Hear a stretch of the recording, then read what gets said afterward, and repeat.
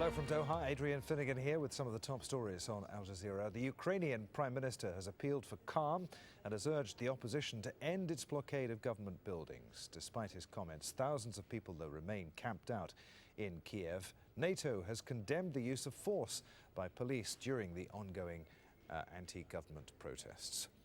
Loyalty to the king is bringing rival sides together in Thailand. A political standoff has been brewing for 10 days now. But for the moment, anti-government protests have quietened down. Thursday is King Bhumibol's 86th birthday. Florence Louis is at one of his main palaces outside the capital in Hua Hin. Hua Hin is a seaside town and where the royal family have one of their palaces. The king and queen have been living here since they were discharged from hospital in August. King Bhumibol Adulyadej is highly revered by Thais. They hang pictures of him and his wife in their homes, their shops and even in their cars. Now, he has no formal political role, being a constitutional monarch, and is seen to be above politics. But people here regard him as some sort of unifying figure. So it's no surprise that anti-government protesters and the government agreed to a truce in honor of his birthday. Hua Hin seems to be worlds away from the street demonstrations that have been taking place in Bangkok. People here have been out on the streets, not to protest, but to book a spot along the route which the royal motorcade will follow on Thursday. People here are eager to catch a glimpse of their beloved king.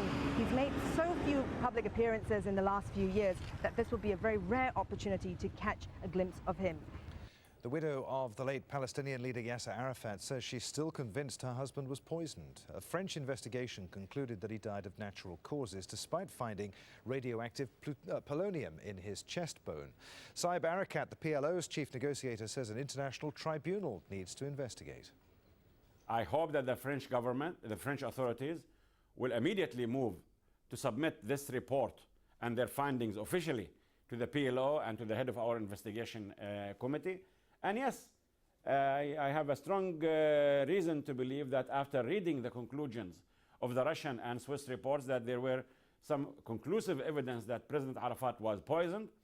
And this is why what we need to do now at this stage as Palestinians, maybe seek an international tribunal through the Security Council to investigate this matter once and for all, similar to what happened to late Hariri of Lebanon.